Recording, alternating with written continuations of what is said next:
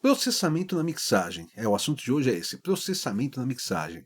Seja bem-vindo ao 50º vídeo, olha, chegamos no vídeo número 50 já, hein?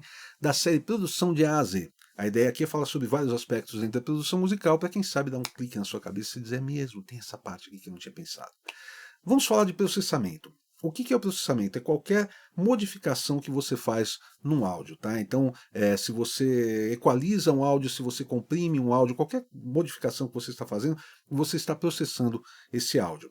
Esse processamento pode ser analógico, por exemplo, com um compressor analógico, pode ser digital, com um compressor em hardware também, mais digital, ou com um plugin, etc, tá? Mas é um processamento. A gente normalmente tem que processar alguma coisa. É muito raro você ter um caso que você. Não, eu nunca tive uma mixagem que eu não processei nada. Não, nunca tive, nunca tive. Sempre tem algum tipo de processamento. Mas assim, muito raro você ter algum elemento sem processar nada. Geralmente a gente processa alguma coisa. Todo processamento você ganha de um lado e perde de outro. Tá? Quando você comprime um som, você vai ter um som mais linear, vamos dizer assim, mas ele vai prejudicar um pouquinho a qualidade do áudio no geral. Se você pensar num equalizador também, o equalizador mexe com fase geralmente também. Então também todo o processamento tem o lado bom e o lado ruim.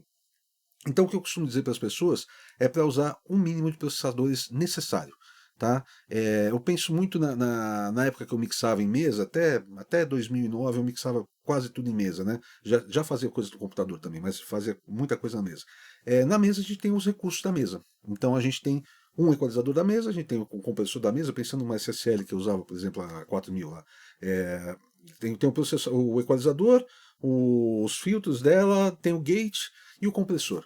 Tá? Então é o que eu usava ali quando necessário. Tá? Gate raramente eu usava, filtros eu usava bastante, equalizador e compressor eu usava bastante. Tá? Mas é esse tipo de coisa. Eu vejo muita gente hoje, assim, pessoas que entram em contato para fazer consultoria, por exemplo, o cara abre o projeto dele, eu vejo tem, sei lá, 10, 15 plugins numa voz, num contrabaixo. Eu falo assim, gente, mas para que isso tudo? O que está acontecendo? Porque quanto mais você altera o som, menos do som original você tem.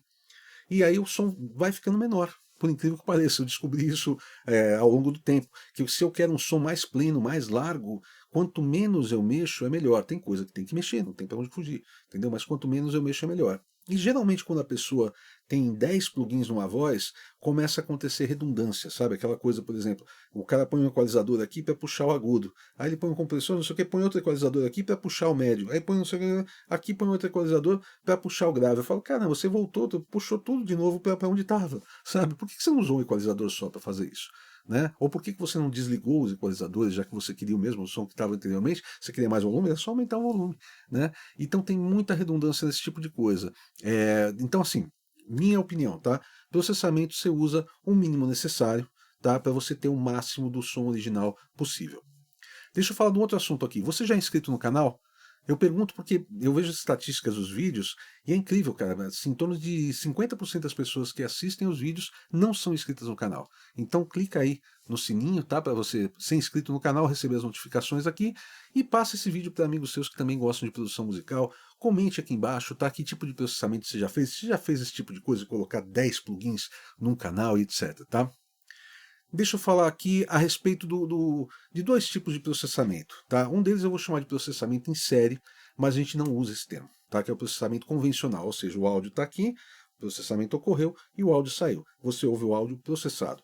Tá? Eu falo em série porque tem o processamento paralelo também. Você tem o áudio aqui, você duplica esse áudio, você faz o processamento e você soma esse som. Então você tem o som original mais o som processado. Tá? Esse é o processamento paralelo. Né? Então, uma compressão paralela é isso, é uma voz, por exemplo, e você tem essa voz duplicada e você comprime essa voz duplicada e você soma a voz original. Tá? Então, eu chamei de em série em paralelo porque isso vem do conhecimento de eletrônica, de elétrica que eu tenho, e a gente chama de série paralelo, mas ninguém fala assim, eu vou processar em série. Não, eu vou processar. Tá? É processamento, eu vou comprimir, vou equalizar. Tal. A gente usa muito processamento paralelo em efeitos, principalmente. Se você tem um plugin que você tem um mix nele, ele já está fazendo um processamento paralelo. Tá? Pensa num reverb, por exemplo. Você tem lá um mix dele que você pode deixar 100%, só o som do reverb, ou zero, só o som original, ou você pode dosar quanto você quiser. Quando você está 50, por exemplo, 50%, você tem 50% do som original, 50% do som do reverb. Então sempre é um processamento paralelo. Eu uso muito processamento paralelo de fato em auxiliares. Tá? Então eu abro um canal para colocar esse reverb, e aí está o canal da voz aqui, via auxiliar eu mando a voz para esse reverb aqui, então eu tenho a voz original, mais o reverb acontecendo. Mas isso pode ser feito, assim, estou falando de efeitos, geralmente de delay, reverb, essas coisas a gente costuma fazer. Mas pode ser feito para compressão, como eu já falei antes, isso pode ser feito para distorção, você pode ter uma distorção paralela, você pode ter uma equalização esquisita, uma equalização meio radinha paralela para você somar e ter um médio aparecendo. Tem várias coisas que você pode usar paralelamente. Eu já usei bastante Aural Exciter, por exemplo, que ele dá uma excitada nos harmônicos de média e alta, assim, e também eu coloco uma voz, por exemplo, que estava meio sem brilho, eu mando ela para esse Aural Exciter, né, por via auxiliar, então tem ela paralelamente ali, eu tenho aquele brilho, mas ainda tenho a voz original, tá? Então, esses dois tipos de processamento que a gente costuma fazer. Eu não sou muito adepto de colocar os processamentos no mesmo canal quando a gente fala em processamento paralelo, tá? Porque eu gosto de ter o som original na medida que eu quero e fazer o paralelo separado. Porque, por exemplo, num caso do mix que eu estava falando, do reverb, se eu coloco numa voz eu quero mais reverb, eu aumento o reverb, eu diminuo o som original da voz, entendeu? Então toda vez que eu aumento o reverb, a voz baixa. Não, nesse caso paralelo, a voz está aqui, eu posso dosar quanto eu quero do reverb sem alterar o volume da voz. Tá? Então eu prefiro trabalhar dessa forma. Fala de uma outra coisa aqui. Se você está montando o seu home studio, ou você já tem o seu home studio, você quer aprimorá-lo, eu tenho um guia para você, chama Guia do Equipamento para Home Studio. E ele é gratuito, tá? É uma série de vídeos, são 10 vídeos, totaliza 1 hora mais ou menos. E esses vídeos falam sobre um pouco de tudo a respeito de escolha de equipamento. Vai desde da escolha do computador, do software, da interface, dos microfones, fone de ouvido, monitores, é muito legal, tá? Eu vou deixar um link aqui na descrição ou na minha bio, tá? E falar agora sobre overprocessamento, tá? Você processar demais. Esse é um problema que eu vejo muito com a galera mais iniciante, porque o que acontece? Você quer ouvir diferença. Tá? Você coloca um compressor, você quer ouvir a compressão. Você coloca um simulador de fita, você quer ouvir a fita, né? E aí quando você consegue ouvir, geralmente é sinal que você passou do ponto, que você acabou fazendo mais do que devia. Ah, nunca se deve passar do ponto? Não, você pode passar do ponto. Mas é aquela coisa, você tem que saber as regras primeiro para depois poder quebrá-las. Então aprende a trabalhar de uma forma limpa, vamos falar, para depois você fazer o sujo como você quiser e você saber, ó, esse aqui eu quero sujo, tá, esse aqui eu quero limpo, tal, e você saber trabalhar com tudo isso. Então é muito comum quem está começando querer ouvir uma grande diferença quando faz um processamento. O cara coloca um equalizador, se ele puxa, por exemplo, 2 dBs de uma frequência só, e uma voz, ele puxa 2 dB de 8K para dar um brilhozinho, ele fala, mas não fez grande diferença. Aí ele vai e puxa 16 dBs, entendeu? E a voz fica estridente pra caramba, porque não é o necessário, sabe? Então esse é um cuidado que tem que se ter. O overprocessamento é muito comum e muita gente processa em muitos estágios. Por exemplo, o cara coloca a voz e os coros, e ele faz um subgrupo para essa voz e esses coros, e ele já tinha a voz e coros processados, ele processa novamente nesse subgrupo, ele processa novamente no bus de saída, ele processa novamente na hora de masterizar tal. E aí isso é errado? Não, não é errado, mas se você não tiver cuidado, depois o negócio vira uma salsicha, entendeu? Aquilo fica tão achatado, né, por causa desse processamento mal feito, que fica pouco do som original, como eu falei, e seu som fica menor. Tá? Então, às vezes você ouve uma música que você fala, nossa, essa caixa tá super na cara, o cara deve ter usado um compressor, e aí você vai ver como foi feita a mixagem, não tem compressor na caixa. Na real, o cara que tocou muito bem uma caixa, ele deixou a caixa loud and proud, deixou a caixa na cara, alta, entendeu? E aquilo dá aquela pressão toda. E aí você quer conseguir isso com o compressor, você comprime, comprime, comprime, daí a caixa fica desse tamanho e você não sabe dizer por quê. Tá? Então esse é um cuidado que você tem que ter.